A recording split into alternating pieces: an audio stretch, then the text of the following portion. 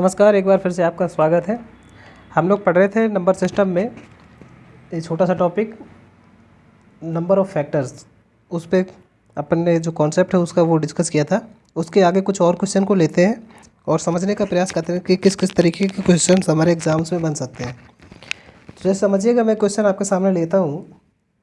Question को ज़रा समझिए कि क्वेश्चन क्या है। देखिए, जैसे आपसे कहा जाएगा कि एक क्वेश्चन है, मान लीजिए 4 की पावर 39 और फिर आगे लिखा हुआ है प्लस और 4 की पावर 40 और इसके आगे लिखा हुआ है 4 की पावर 40, इसके बाद लिखा हुआ 4 की पावर 41 और 4 की पावर 42। अब इस सवाल में आपसे पूछ लेगा कि नंबर ऑफ़ फैक्टर्स ज्ञात कीजिए, धनात्मक गुणनखंडों की संख्या ज्ञात कीजिए। तो कैसे निकालेंगे समझिएगा। सबसे पहले हम देखेंगे कि इस पूरे में हम 4 की पावर 39 को यदि कॉमन ले लें, 4 की पावर 39 को यदि कॉमन ले लें तो हमारे पास क्या आएगा, रिज़ल्ट क्या आएगा अंदर। तो अंदर कहेंगे यहाँ पे बचेगा 1 और यहाँ पे बचेगा 4, यहाँ पे बचेगा 4 की पावर 2 यानी कि 16 और यहाँ पे बचेगा 4 की पावर 3 यानी कि 64। क्लियर है। इसके बाद हम यहाँ पे इस 4 की पावर 39 को अगर लिखना चाहें तो इसको लिख सकते हैं 2 की पावर, ये 39 का डबल हो जाएगा 78। क्लियर है। इसके बाद इनको सभी को आपस में जोड़ देंगे तो ये कितना हो जाएगा, 64 और 16 80 और 5 85 और 85 यहाँ पे आ जाएगा। क्लियर है कि नहीं। अब इस चीज़ को हम आगे इस तरीके से लिख सकते हैं, 2 की पावर 78 और 85 को प्राइम फैक्टर्स में लिखेंगे तो इसको लिखा जा सकता है 17 गुणा 5, 17 गुणा 5 इसको लिखा जा सकता है। अब हम यहाँ पे नंबर ऑफ़ फैक्टर्स हमें निकालना है तो हमें मालूम है कि जो भी ये प्राइम फैक्टर्स करने के बाद में जो पावर है इनको एक एक बढ़ा के लिखते जाना है हमें और आपस में मल्टीप्लाई कर देना है। तो ये जो पावर है इनको हम एक एक बढ़ा के लिखते जाएंगे। यहाँ पे एक एक बढ़ा के लिखना है हमें। तो यहाँ पे आ जाएगा ये 2 और इस पावर को एक एक बढ़ा के लिख देंगे तो यहाँ पे भी आ जाएगा 2। इनको सभी को आपस में मल्टीप्लाई कर देंगे तो हमारे पास कितना निकल के आ जाएगा, ये इसका डबल कर देंगे, 80 दूना 160 और 2 कम कर देंगे तो कितना हो गया 158 और 158 का डबल करेंगे तो अपने पास आ जाएगा 316। यानी कि इस सवाल में जो नंबर ऑफ़ फैक्टर्स होंगे वो कितने होंगे, तो 316। क्लियर है कि नहीं। आई होप ये आपको कॉन्सेप्ट क्लियर हो गया होगा। जैसे कभी भी आपको इस तरीके का कोई भी सवाल दिखे जिसमें आपको लगे कि ये कॉमन है कोई चीज़, तो उससे पहले कॉमन है जो हिस्सा उसे बाहर ले लेंगे, बाकी जो ब्रैकेट के अंदर है उसे सॉल्व करके लिख लेंगे और उसको फिर प्राइम फैक्टर में तोड़ लेंगे। और हमें मालूम है कि जब हम इसे प्राइम फैक्टर में तोड़ लेते हैं तो जो इसकी पावर होती है उनको एक एक बढ़ा के लिख देते हैं, इसके बाद में उन्हें आपस में मल्टीप्लाई कर देते हैं तो जो भी रिजल्ट आता है वो नंबर ऑफ़ फैक्टर्स होता है। तो इस सवाल में जो 316 है ये क्या हो जाएगा, नंबर ऑफ़ फैक्टर्स हो जाएगा इस सवाल का। क्लियर। देखिए एक और सवाल लेते हैं। जैसे अगला सवाल मैं आपके सामने लूँ, समझिएगा ज़रा। जैसे ये क्या क्वेश्चन है, मान लीजिए क्वेश्चन है 4 की पावर 49 और यहाँ पे जैसे माइनस ले लें और ये हो जाए 4 की पावर 48 और यहाँ पे हो जाए 4 की पावर 47 और फिर हो जाए यहाँ पे 4 की पावर 46। ठीक है। इसमें भी आपसे पूछ ले कि नंबर ऑफ़ फैक्टर्स आपको बताने हैं तो कैसे करेंगे। तो आप कहेंगे वही तरीका आप अपनाएंगे कि जो भी यहाँ पे कॉमन है सभी में उसे बाहर ले लेंगे ब्रैकेट के। तो यहाँ पे 4 की पावर 46 ये हम यहाँ पे बाहर रख लेंगे और बाकी ब्रैकेट के अंदर देखेंगे क्या बचेगा। तो यहाँ पे बचेगा 4 की पावर 3 यानी कि 64, 4 की पावर 3 मतलब 64। यहाँ पे बचेगा 4 की पावर 2 यानी कि 16 और यहाँ पे बचेगा 4 और यहाँ पे बचेगा 1। बताइए इतनी बात क्लियर है कि नहीं। अब ये 4 की पावर 46 है तो इसको लिखा जा सकता है 2 की पावर 46 का डबल करेंगे 92। क्लियर है कि नहीं। 46 का दुगना 92 हो जाएगा और इसको अगर हल करें तो यहाँ पे देखिए कितना हो जाएगा, 16 4 20 21, इसमें जब आप माइनस करेंगे तो आपके पास आ जाएगा कितना 43। अब चूँकि 43 खुद ही एक प्राइम नंबर है तो इसको फैक्टर करने की आवश्यकता ही नहीं, यहाँ पे डायरेक्ट हम लिखेंगे 2 की पावर 92 मल्टीप्लाई बाई 43 की पावर 1। अब ये जो पावर है इनको एक एक बढ़ा के लिख देंगे और आपस में मल्टीप्लाई कर देंगे। आपस में मल्टीप्लाई कर देंगे तो हमारे पास नंबर ऑफ़ फैक्टर्स निकल के कितना आ जाएगा, 90 का डबल 180 होता है, 3 का डबल 6, तो ये कितना हो जाएगा 186। बताइए इतनी बात समझ आ रही कि नहीं। तो इस सवाल का आंसर हो जाएगा 186। आई होप आप नंबर ऑफ़ फैक्टर्स को निकालना सीख गए होंगे। अब जैसे आपसे स्पेसिफाई करके पूछ दी जाए, स्पेशली पूछ दे कि सम गुणनखंडों की संख्या बताइए, इवन फैक्टर्स निकालने हो अगर हम, तो क्या करेंगे। देखिए समझिएगा, जैसे मैं एक छोटे से सवाल से पहले लेता हूँ, उसके बाद में हम समझेंगे और भी सवालों को, बड़े बड़े सवाल भी लेंगे।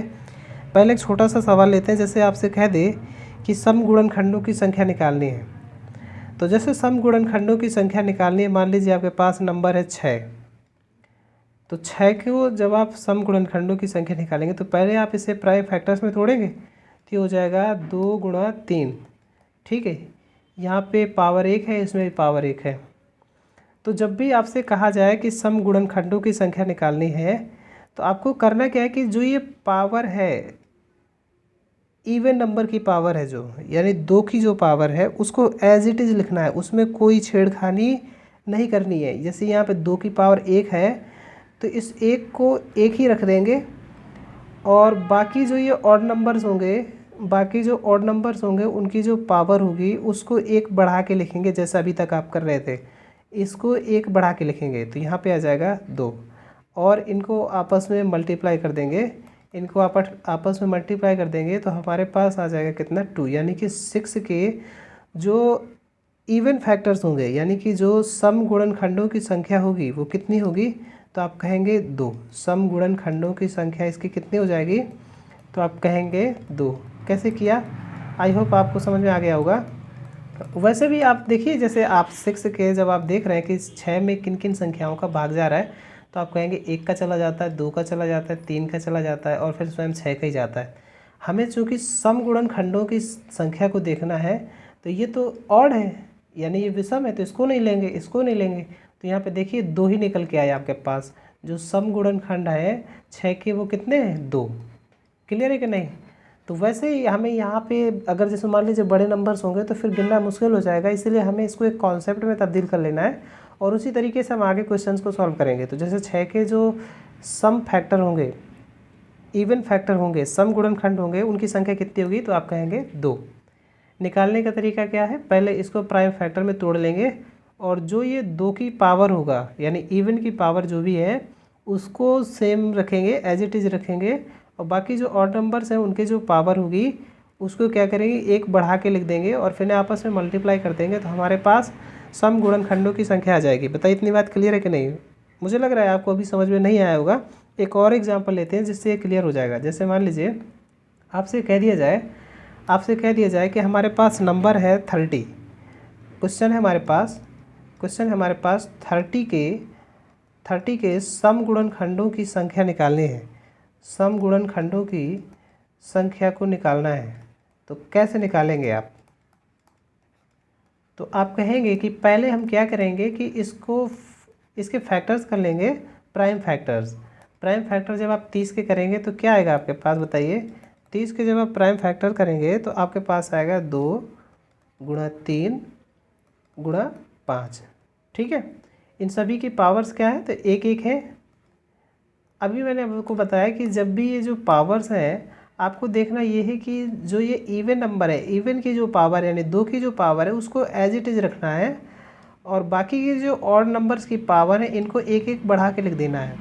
तो इसको जब आप 1 बढ़ा के लिख देंगे तो हमारे पास आ जाएगा 1 × 2 × 2, और इसको जब आपस में मल्टीप्लाई करेंगे तो हमारे पास कितना आ जाएगा 4, यानी कि जो 30 है नंबर, इसके जो सम गुणनखंडों की संख्या होगी कितनी होगी, 4। इस सवाल का आंसर कितना हो जाएगा, 4।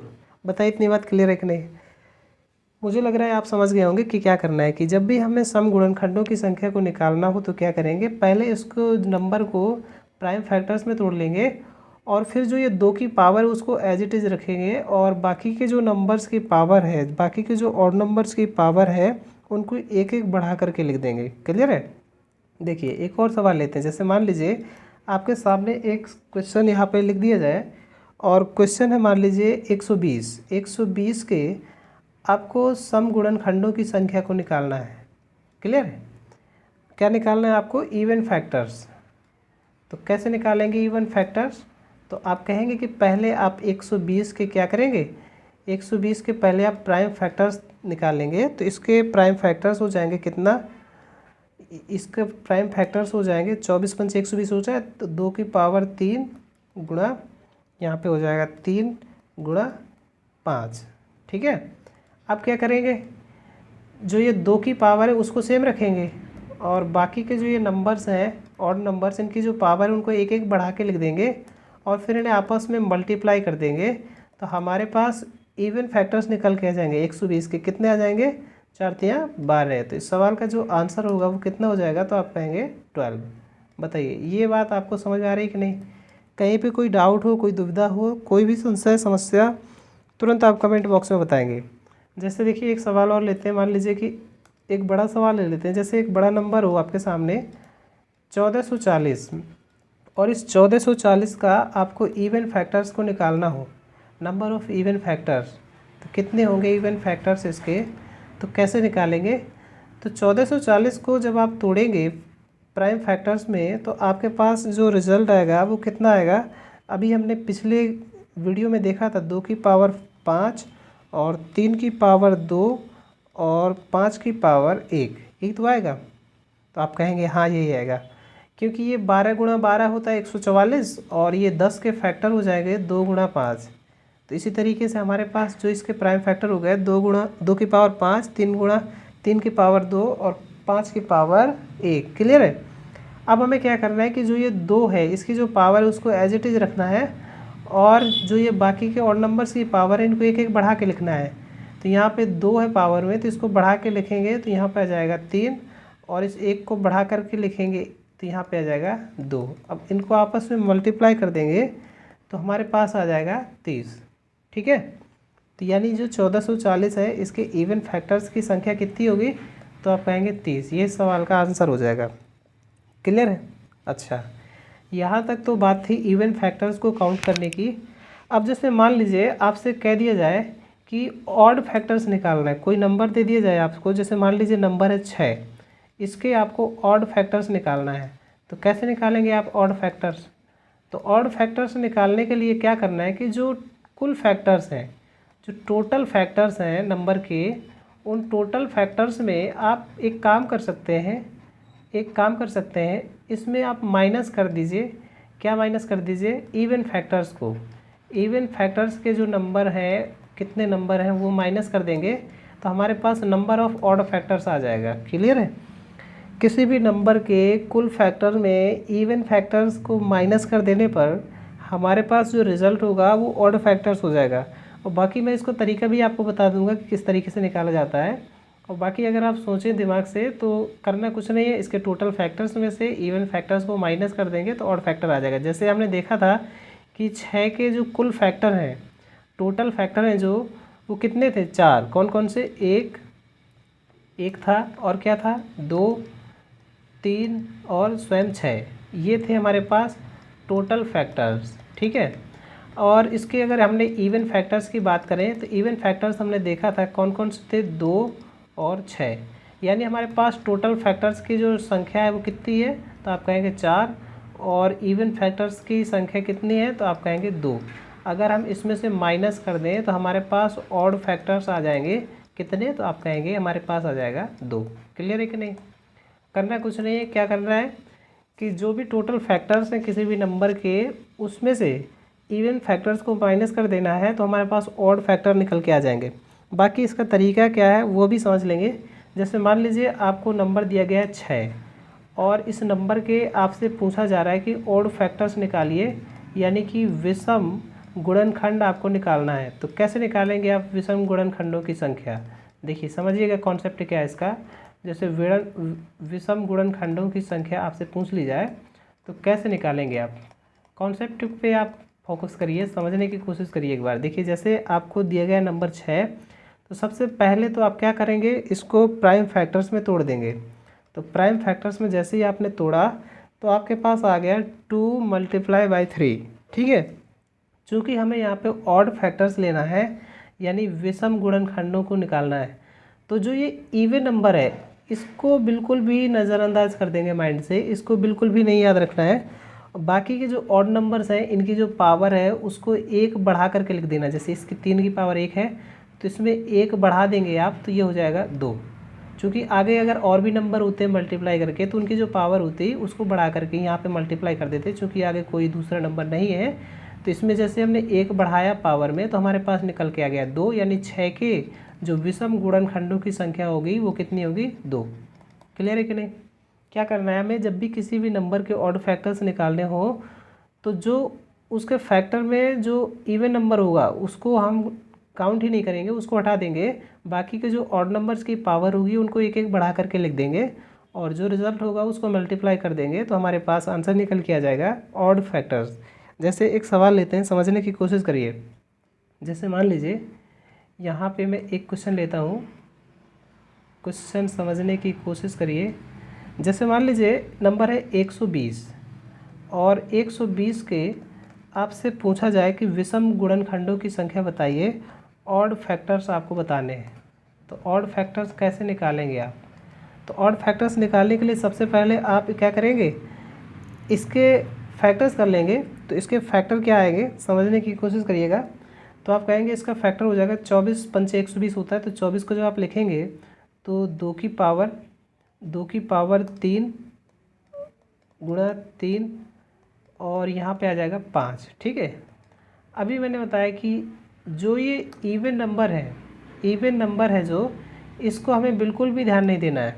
बाकी के जो ऑड नंबर्स की पावर हैं इनको 1-1 बढ़ा के लिख देंगे, तो यहाँ पे आ जाएगा 2। इसको भी 1 बढ़ा के लिख देंगे तो यहाँ पे भी आ जाएगा 2, और इनको आपस में मल्टीप्लाई कर देंगे तो रिजल्ट आ जाएगा 4। यानी कि 120 के जो विषम गुणनखंडों की संख्या होगी वो हो जाएगी कितनी? 4। बाकी तरीका क्या है? दूसरा तरीका मैंने आपको बताया था कि जैसे हमें 120 के ऑड फैक्टर्स निकालने हैं तो 120 के कुल फैक्टर्स आप पहले निकाल सकते हैं। कुल फैक्टर्स अभी हमने पिछले सवाल में निकाला था, कितना आया था? तो आप कहेंगे कि इससे पहले अगर हम देखें तो जैसे हमें टोटल फैक्टर्स निकालना हो तो कैसे निकालते हैं? तो ये 24 पंचे 120 होता है, तो इसको जैसे लिखेंगे 2 की पावर 3, यहाँ पे 3 की पावर 1, 5 की पावर 1, तो यानी कुल फैक्टर्स जो होंगे वो इसके कितने हो जाएंगे? 4 गुणा 2 गुणा 2, यानी कि कितना हो गया ये? 16। अब इस कुल फैक्टर्स हैं जो ये 16 है, इसमें से हम माइनस कर दें अगर इवन फैक्टर्स को, कुल फैक्टर्स में से अगर हम इवन फैक्टर्स को माइनस कर दें तो इवन फैक्टर्स 120 के कितने आए थे ये हम अगर निकालें तो क्या करना है हमें? इवन वाले नंबर की जो पावर है उसको एज इट इज़ रखना है और बाकी के जो पावर्स हैं उनको 1-1 बढ़ा के लिखना है। तो यहाँ पे 2 और यहाँ पे 2, तो यहाँ पे ये कितना आ जाएगा? तो ये आ जाएगा 12। क्लियर है? तो कुल फैक्टर्स हैं 16 जिसमें से इवन फैक्टर्स हैं 12, तो अगर इसको माइनस कर दें तो हमारे पास निकल के आ जाएगा 4। देखिए अभी हमने देखा था कि 120 के जो फैक्टर निकल के आए थे, ऑड फैक्टर्स, वो कितने निकल के आए थे?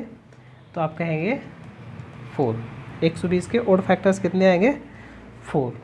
क्लियर है? कहीं पे कोई डाउट हो, कोई दुविधा हो बताइएगा। अभी जैसे यहाँ तक तो चलिए बात समझ में आ रही है, बगैर अगर फिर भी आपको यहाँ तक कॉन्सेप्ट को समझने में कोई दिक्कत आती है तो आप ऐसे समझ सकते हैं कि ऐसा कैसे हो जाता है कि कुल फैक्टर्स में से इवन फैक्टर घटा दें तो ऑड फैक्टर निकल के आ जाता है। तो ऐसे समझिए, जैसे मान लीजिए कि ये एक कोई होटल है, ये, और इस होटल में एक पार्टी रखी गई है, इस होटल में, और इस पार्टी में बॉयज़ को भी इनवाइट किया गया है और गर्ल्स को भी इनवाइट किया गया है। बॉयज़ को भी इनवाइट किया गया है और गर्ल्स को भी इनवाइट किया गया है। तो मान लीजिए जैसे बॉयज़ आए यहाँ पे 40 और गर्ल्स आए मान लीजिए 30, तो पार्टी में जो शामिल सदस्य हैं, जो मेंबर हैं, उनकी संख्या हो गई टोटल नंबर हो गई कितनी? तो टोटल नंबर हो गई 70। अब जैसे मान लीजिए आपको टोटल नंबर बता दी गई पार्टी में कि कितने सदस्य शामिल हैं, और उसमें से आपको बॉयज़ और गर्ल में से किसी एक का नंबर दे दिया जाए। जैसे बता दिया जाए कि गर्ल्स 30 थी और आपको बॉयज़ पूछा जाए, तो आप क्या करेंगे, टोटल में से गर्ल्स के नंबर्स को माइनस कर देंगे तो बॉयज़ के नंबर आ जाएंगे। या फिर बॉयज़ के नंबर आपको दे दिए जाए, गर्ल्स के पूछ लिए जाए, तो आप टोटल में से माइनस कर देंगे तो निकल आएगा ना। बस वैसे ही यहाँ पर भी ये कॉन्सेप्ट अप्लाई होता है कि जैसे टोटल फैक्टर्स अगर आपने निकाल लिए हैं और इवन फैक्टर्स आपने निकाल लिए हैं, तो ऑड फैक्टर निकालने के लिए करना कुछ नहीं, आपको टोटल फैक्टर्स में से इवन फैक्टर्स माइनस कर देने, तो ऑड फैक्टर्स आपके पास निकल के आ जाएंगे। बताइए इतनी बात क्लियर है कि नहीं? आई होप यहाँ तक आपको कॉन्सेप्ट क्लियर हो गया होगा। फिर भी यदि आपके मन में कोई डाउट है, कोई दुविधा है, तो आप कमेंट में आप मुझे बता सकते हैं, जिससे मैं इसको क्लियर कर दूंगा अगले वीडियो में। तो चलिए आज के लिए इतना ही रखते हैं, इसके बाद मिलेंगे अगली वीडियो में। तब तक के लिए नमस्कार, जय हिंद।